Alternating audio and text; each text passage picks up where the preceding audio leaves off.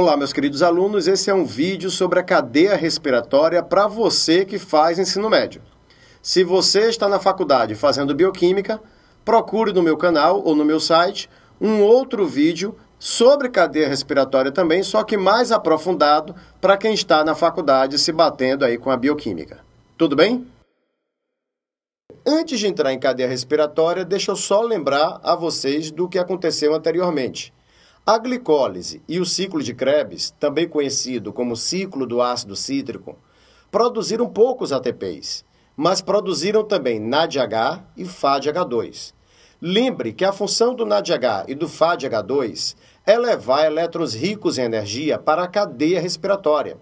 A cadeia vai produzir ATPs usando a energia dos elétrons transportados pelo NADH e pelo FADH2. Então, a partir de agora, vamos ver como é que a cadeia respiratória produz ATP a partir do NADH e depois veremos como ela produz ATP a partir do FADH2. Observe. A cadeia respiratória ocorre na membrana interna da mitocôndria, nas chamadas cristas mitocondriais. Na membrana interna, nós teremos o complexo 1, a ubiquinona, o complexo 3, é assim mesmo, pula do 1 para o 3, depois você vai entender por quê. O citocromo C, o complexo 4, o carreador fosfato e a fantástica enzima ATP sintase. Muito bem. Como eu tinha lhe dito, todos os NADH dirigem-se à cadeia respiratória, porque você já sabe, a função do NADH é levar um par de elétrons para a cadeia. Então, aqui na cadeia, o NADH libera o seu par de elétrons e volta a ser NAD+. O par de elétrons é recebido pelo complexo 1. E lembre que esses elétrons não são elétrons quaisquer, são elétrons ricos em energia.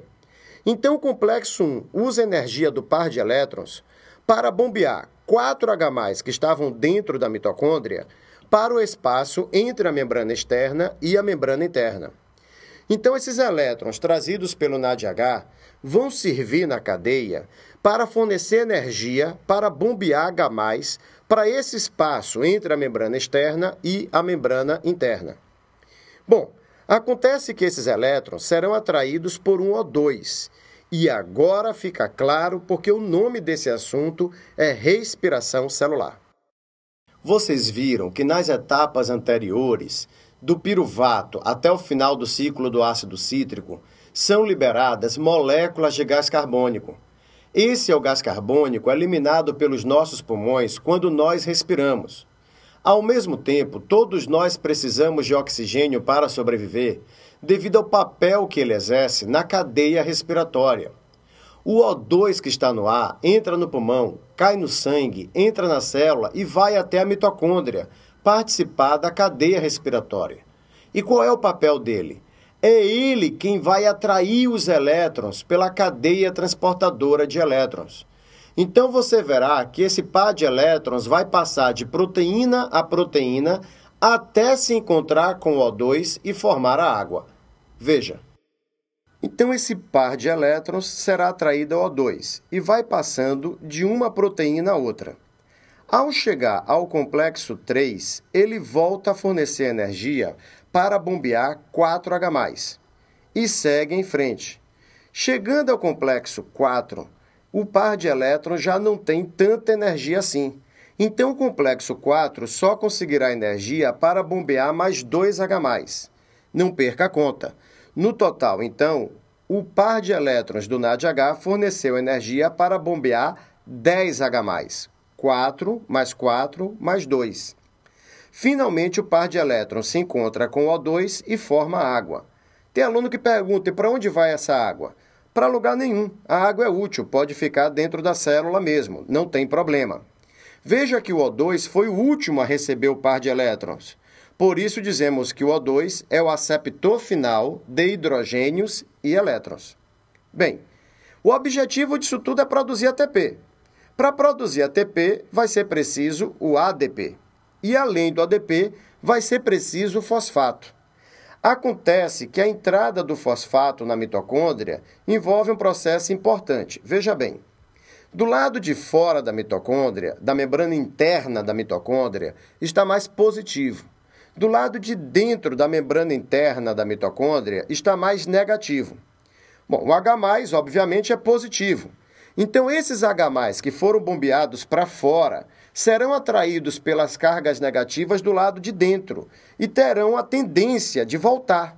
Atraídos pelas cargas negativas, eles voltarão. Um H+ voltará para dentro da mitocôndria, levando com ele um fosfato inorgânico, PI. Nós chamamos de fosfato inorgânico um fosfato que está livre, solto. Então, veja, o fosfato usado para fazer o ATP entra na mitocôndria em um processo que envolve a volta de um H+. O H+ é atraído pelas cargas negativas e retorna para a mitocôndria, para o interior dele, atraindo um fosfato, levando com ele um fosfato. Além disso, outros 3 H+ vão retornar para o interior da mitocôndria, também atraído pelo lado mais negativo. Só que esses 3 H+ retornam passando por dentro da ATP sintase. Quando eles passam pela ATP sintase, ela literalmente gira. E ao girar, ela une um ADP ao fosfato inorgânico, produzindo o ATP. Criatura, veja se você entende esse processo, porque ele é bonito e é ele que te mantém vivo. Numa hidrelétrica, nós construímos uma barragem para acumular água. Quando a água desce a toda velocidade, o gerador gira e gera energia elétrica. Quando você come, o seu corpo retira elétrons ricos em energia do alimento. Aí a mitocôndria usa a energia desses elétrons para criar um acúmulo de H+. E depois é o retorno desse H+ que produz ATP. Entenda, você pegou elétrons ricos em energia, usou a energia dos elétrons para bombear H+. Depois os H+, atraídos pelo lado negativo, retornam para dentro da mitocôndria. Só que quando eles retornam, eles passam pela ATP sintase. O movimento do H+ pela ATP sintase faz essa proteína girar. Só que quando ela gira, ela não produz energia elétrica. Ela produz energia química na forma de ATP. Então a lógica é essa. Obter elétrons ricos em energia, usar a energia desses elétrons para criar um acúmulo de H+, e usar a energia do movimento do H+ para produzir ATP. Vamos agora ver como fica a contabilidade, a quantidade de ATPs produzidos. Lembre que a partir da energia do par de elétrons do NADH foram bombeados 10 H+. E repare que para produzir um ATP são necessários 4 H+. Por que são necessários 4 H+ para produzir um ATP? Porque um H+ vai voltar levando com ele o fosfato. E outros 3 H+ precisam passar pela ATP sintase para ela produzir um ATP. Então, no total, a partir da energia do par de elétrons foram bombeados 10 H+, e são necessários 4 H+ para produzir um ATP. Então, veja, temos aqui o NADH. Com o par de elétrons do NADH, foi possível bombear 10 H+. A cada 4 H+, será produzido um ATP. Então, 4 H+, um ATP. Mais 4 H+, um ATP. Com 2 H+ é a metade, meio ATP. Ou seja, a partir de cada NADH serão produzidos 2,5 ATPs. Eu aprendi que eram 3. Você está numa contabilidade antiga. O conhecimento mais atual mostra isso, que a partir de cada NADH é possível obter energia para produzir 2,5 ATPs. Por quê? Porque o par de elétrons do NADH fornece energia para bombear 10 H+. E a cada 4 H+ é produzido um ATP, dando 2,5 ATPs para cada NADH. Tudo bem?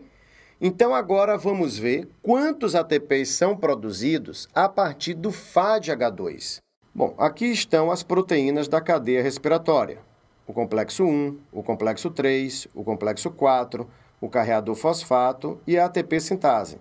Só que agora também aparece o complexo 2, porque o complexo 2 será importante na produção de ATP a partir do FADH2.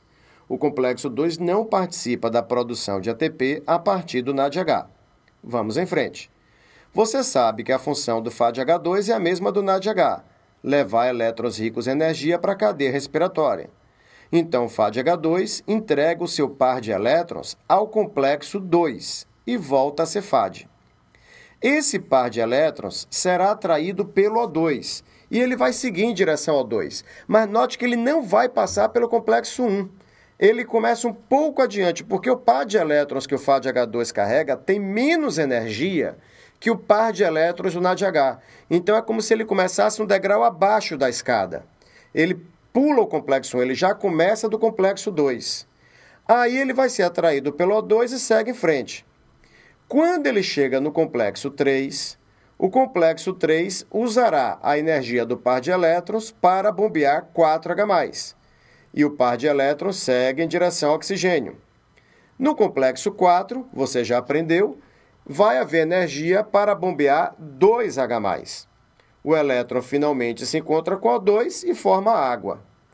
Bem, você sabe também que para produzir o ATP vai precisar do ADP. Você também sabe que para fazer o ATP precisa do fosfato e que o fosfato vai entrar arrastado por um H+, que por sua vez é atraído pelo lado de dentro que está mais negativo. Entrou o fosfato. Você também já sabe que 3H+ passarão pela ATP sintase, atraídos pelo lado mais negativo.